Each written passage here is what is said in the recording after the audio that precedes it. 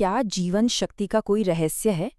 आज हम एक बहुत ही पुरानी भारतीय अवधारणा ब्रह्मचर्य को एक खास नजरिए से देखने वाले हैं और जानेंगे एक पुराने लेख के हिसाब से कि आखिर ये इतना जरूरी क्यों है।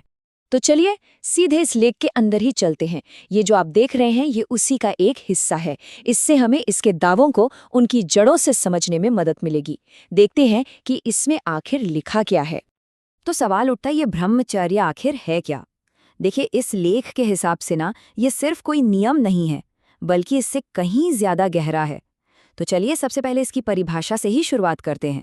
कभी कभी ऐसा लगता है ना कि जिंदगी एकदम ठहर सी गई है, कोई एनर्जी नहीं, सब कुछ बोरिंग सा। ये लेख भी अपनी बात की शुरुआत इसी आम एहसास से करता है और एक बड़ा दिलचस्प जवाब देने की कोशिश करता है। तो ये रहा इस लेख का सबसे बड़ा आइडिया। ब्रह्मचर्य का मतलब सिर्फ परहेज नहीं, बल्कि वीर्य, यानी हमारी जीवन ऊर्जा, हमारी वाइटल एनर्जी को बचाना है।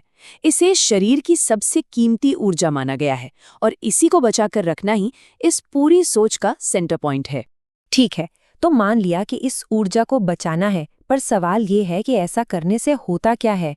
ये लेख सबसे पहले तो इसे हमारे अंदर के जोश और हिम्मत से जोड़ता है। आइए देखते हैं कैसे। सोचिए उस हाल के बारे में जब जिंदगी से सारी चमक चली जाती है, जब आगे बढ़ने का वो जोश और मुश्किलों से लड़ने की वो हिम्मत मानो कहीं खो जाती है। तब इंसान को लगता है कि वो कहीं फंस गया है बस।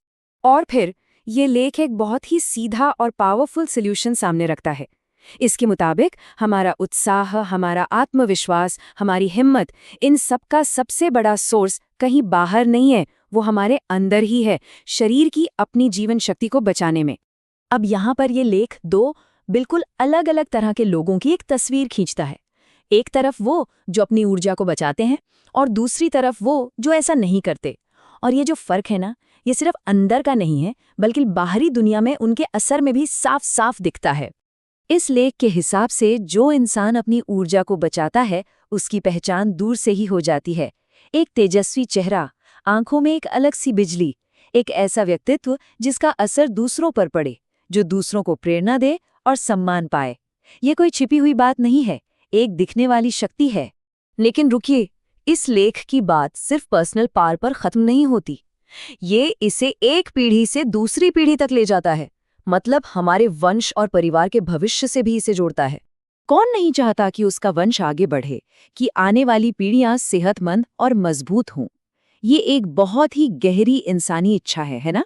ये लेख इसी इच्छा को पकड़ता है और इसे भी ब्रह्मचर्य से जोड़ देता है।